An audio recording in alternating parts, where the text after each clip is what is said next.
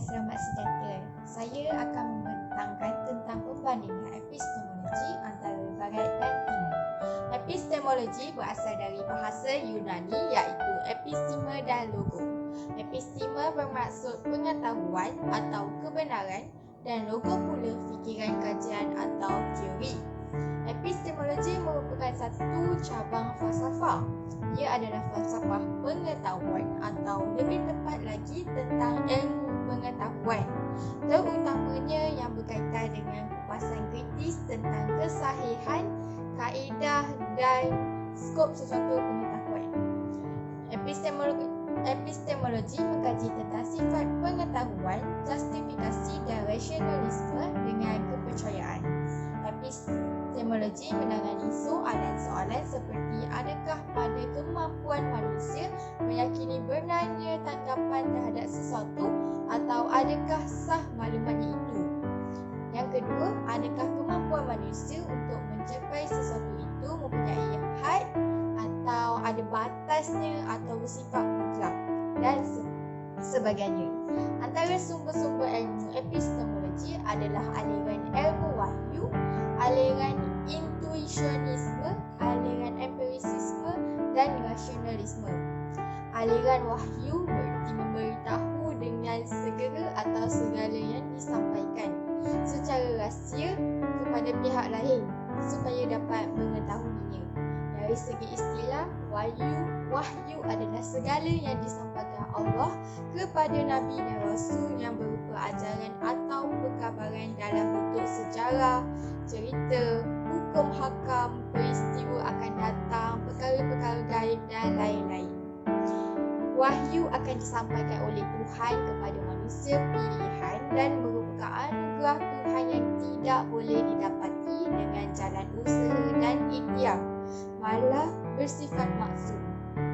Manakala aliran intuisionisme atau lebih mesra dikenali sebagai insting akan muncul dalam bentuk pengetahuan yang tiba-tiba saja hadir dalam kesedaran.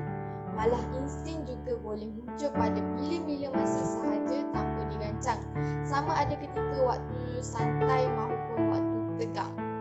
Aliran empirisisme atau panca indera pula pengetahuan yang bergantung kepada pengalaman dan pengamatan yang menggunakan mata untuk melihat, telinga untuk mendengar, hidung untuk menghidup dan lidah untuk merasa. Maksud aliran yang terakhir aliran rasionalisme ialah akal merupakan fungsi dari organ yang secara fizik bertempat di dalam kepala iaitu otak. Keunggulan akal yang paling utama ialah kemampuannya menangkap hakikat dari sesuatu tanpa terikat pada fakta-fakta dan merupakan sumber pengetahuan yang utama. Dengan akal, manusia dapat membuat pertimbangan antara yang baik atau yang buruk. Perbandingan epistemologi Barat dan Timur adalah dari segi perbezaan aliran dari kedua-dua perspektif. Saya akan membandingkan perbezaan aliran mengikut perspektif Barat dan perspektif Timur.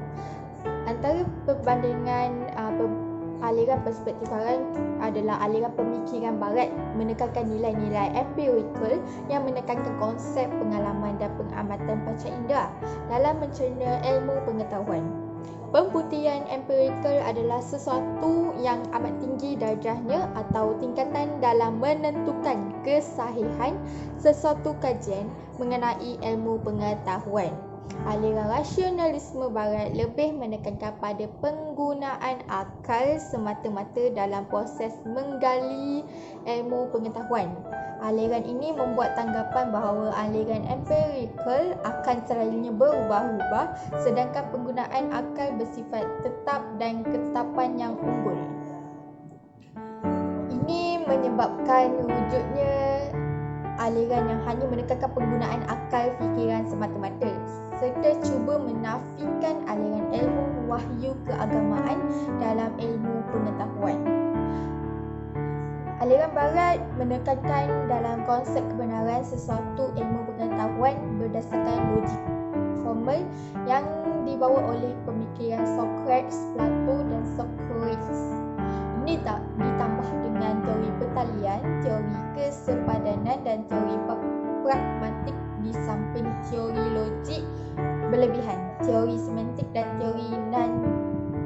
deskriptif. Secara amnya, tradisi Barat melihat pada penggunaan akal dan panca indera dalam menentukan kebenaran sesuatu sumber ilmu pengetahuan dan menolak penggunaan ilmu wahyu dan ilmu agama seperti Islam, Yahudi dan Kristian. Aliran skeptisme wujud di Barat diakibatkan dari hanya bergantung dengan kebolehan panca indera semata-mata dengan penggunaan akal sahaja tanpa mempunyai nilai roh keagamaan atau ilmu wahyu. Ini menyebabkan sejarah muktamad yang disimpulkan dari data sumber pertama yang diperoleh dari pengamatan panca indera dan akal dianggap tidak mampu mempunyai asas yang teguh dan setiap masa boleh dikritik dari segi ketepatannya. Contoh yang boleh dilihat dari segi penemuan artifak di kawasan makam Raja-Raja Mesir Purba Yaman yang masih tidak muktamad dari segi penulisan pensejarahannya berbanding kisah sejarah yang terakam dalam Al-Quran berkaitan sejarah Raja Mesir Firaun di zaman Nabi Musa alaihissalam yang diturunkan sebagai wahyu dan tercatat di dalam Al-Quran di zaman Nabi Muhammad sallallahu alaihi wasallam. Golongan ini cuba menimbulkan skeptikal terhadap kepercayaan beragama. Golongan ini merujuk pada golongan ilmuwan Barat yang memulakan aliran yang cuba menjauhkan dari sumber-sumber utama berasaskan wahyu. Beberapa ilmuwan yang dikesan mengambil kaedah skeptikal adalah Descartes tahun 1596 sehingga 1650 Masihi dan Leibniz 1685 dan 1753 Masihi. Golongan inilah yang menimbulkan ajakan paradigma dari keutuhan kepada sumber wahyu kepada sumber akal semata-mata di Barat. Aliran Barat hanya mementingkan kepada penggunaan akal yang rasional serta menolak secara langsung penggunaan nilai agama dan kepercayaan tauhid di dalam agama Islam, Kristian dan Yahudi. Ini menyebabkan penolakan penafian data maklumat empirikal sekiranya pemikiran intelek menafikan kewujudan maklumat empirikal, terutamanya berkaitan dengan perkara gaib, mistik dan perkara-perkara atau isu yang tidak mempunyai koleksi. Penyelidikan yang lengkap ini dapat dikesan dengan kisah-kisah sejarah yang termuat dalam kitab-kitab utama agama samawi di dunia seperti Al-Quran, Injil dan Taurat. Takrif penggunaan akal yang berlebihan menyebabkan penggunaan kaedah penyelidikan dan pengkajian saintifik dilakukan dan disahkan dengan penggunaan akal serta panca indera manusia yang melakukan pengkajian mengenai sesuatu ilmu pengetahuan, termasuklah di dalam bidang sejarah. Bidang penyelidikan yang dipentingkan berkaitan dengan cara-cara sejarawan menggambarkan atau mengklasifikasikan bahan kaedah-kaedah penyampaian kepada hipotesis atau kesimpulan, rumusan dan tafsiran serta hubungan antara sejarah dengan bentuk-bentuk penyelidikan lain. Secara amnya, sumber sejarah bagi aliran Barat amat menitik beratkan sumber empirikal iaitu sumber berbentuk, sumber tulisan dan sumber lisan. Kaedah ini menimbulkan metodologi dalam penyelidikan berkaitan ilmu pensejarahan dan tulisan-tulisan akademik mengenai sejarah dunia manusia. Penyaringan dari segi heuristik pada peringkat pertama dan kritik pada peringkat kedua, dan akhirnya menjurus kepada penggunaan akal sebagai peringkat terakhir. Dalam mendapatkan sumber-sumber rasional mengikut aliran Barat yang teramat menekankan kepada bidang penyelidikan dalam memperoleh keputusan mengenai sesuatu bidang ilmu pengetahuan. Perbandingan perbezaan aliran dari perspektif timur adalah aliran ilmu wahyu yang dipegang oleh tokoh-tokoh ilmuwan Islam. Kristian dan Yahudi menekankan pada konsep ilmu pengetahuan, terutamanya dalam bidang sejarah yang selari dengan kitab Al-Quran, Injil dan Taurat. Keyakinan ini diperkuatkan dengan kisah kisah-kisah sejarah dan zaman lampau yang saling berkaitan dalam ketiga-tiga kitab utama tersebut, serta kisah sejarah utama di lampau yang termuat di dalam kitab utama tersebut. Aliran intuisionisme dalam konsep ilmu pengetahuan timur melihat pada keupayaan pencernaan ilmu pengetahuan melalui jalan metafizik dan mencapai tahap fana yang meleburkan perbezaan di antara subjek dan objek dan mewujudkan kesatuan di antara kedua-duanya sekali. Pemikiran ilmu pengetahuan ini sebenarnya tidak dapat melarikan diri dengan konsep keagamaan atau ritualisme dalam agama Islam, Kristian dan Yahudi, di samping agama Buddha dan fahaman Hinduisme. Aliran ilmu pengetahuan dalam Islam, Yahudi, Buddha dan Hindu dikesan mempunyai acara-acara ritualisme seperti amalan kerohanian peringkat tinggi dalam mencari sumber ilmu pengetahuan.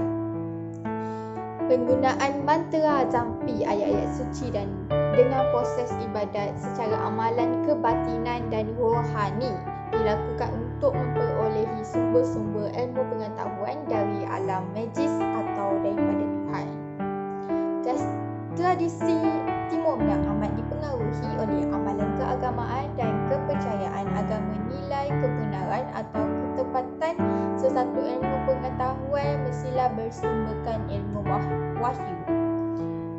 Ilmu pengetahuan perlu diselarikan dengan kebenaran yang sahih dan tidak terkeluar dari sumber utama iaitu kitab Al-Quran, Injil dan Taurat.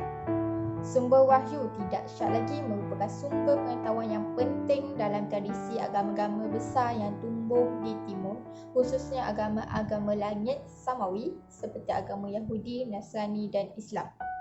Bagi ajaran Hindu dan Buddha, sumber-sumber dari kitab suci mereka seperti kitab Mahabharata menjadi panduan dalam perkembangan ilmu pengetahuan serta sejarah kehidupan dan tamadun mereka.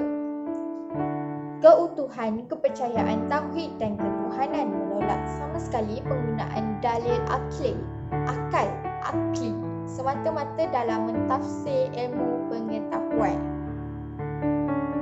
Secara amnya dalam tradisi aliran timur, ia amat menekankan kepada sumber wahyu, akan menilai mengikut acuan kitab agama masing-masing. Sebagai contoh, agama Islam dengan 6,600 ayat di dalam Al-Quran.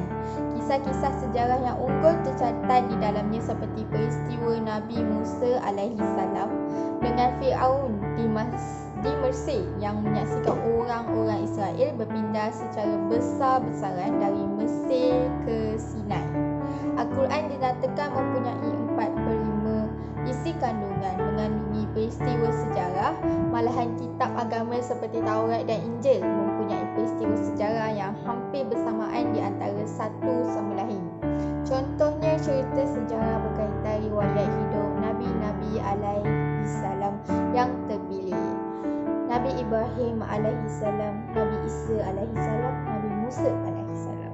Secara hierarki sumber sejarah pula secara jelas dan nyata menunjukkan aliran timur menekankan unsur-unsur absolutisme yang sepenuhnya terhadap pengetahuan yang diturunkan oleh Tuhan melalui kitab-kitabnya.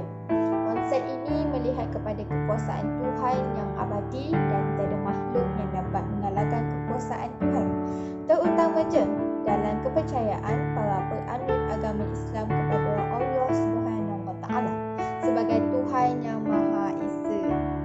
Sebagai kesimpulannya, aliran pemikiran Barat dalam merujuk pada epistemologi, sejarah dan falsafah berkaitan sejarah terbahagi kepada dua aliran secara amnya.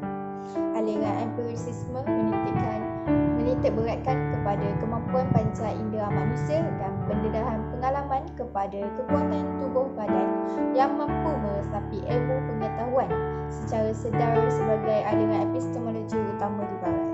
Pemikiran Barat dalam aliran yang menggunakan akal atau daya intelek semata-mata dapat dikesan dalam merujuk pada aliran rasionalisme. Aliran ini amat prihatin kepada perkara-perkara statik yang kepada perkara-perkara yang statik dalam aliran epistemologi.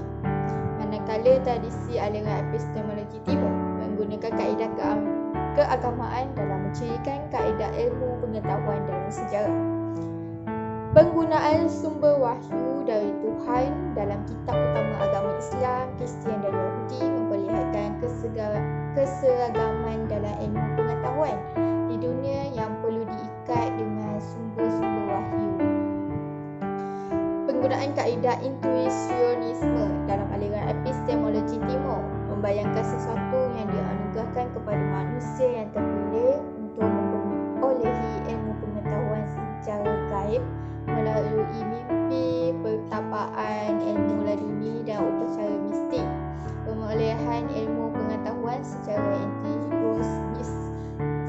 intuisionisme ini adalah anugerah Tuhan yang diyakini bagi setiap penganut agama Islam, Kristian, Yahudi, Hindu dan Buddha. Jadi refleksi yang saya dapat daripada apa yang saya buat untuk pentaksaan akhir adalah saya dapat mengetahui perbandingan epistemologi Barat dan Timur dengan lebih mendalam. Sebelum ini saya hanya tahu sumber-sumber epistemologi dan mengetahui epistemologi terbahagi kepada Barat dan Timur. Namun saya baru mengetahui banyak perbezaan epistemologi Barat dan Timur. Pencarian rujukan untuk tajuk yang saya bentang ini sangat banyak dan sukar sedikit untuk saya memahami. Namun dengan bantuan rakan-rakan saya dapat memahaminya dengan segera sedikit. Untuk membuat video ini juga sangat sukar bagi saya dengan keadaan rumah saya mempunyai ramai penghuni di dalamnya kerana selalu mendapat gangguan seperti bermising dan sebagainya daripada ahli keluarga. Tetapi Alhamdulillah saya dapat menyelesaikan tugas saya ini tepat pada masa dan tempoh yang diberikan. Itu sahaja daripada saya. Sekian, terima kasih.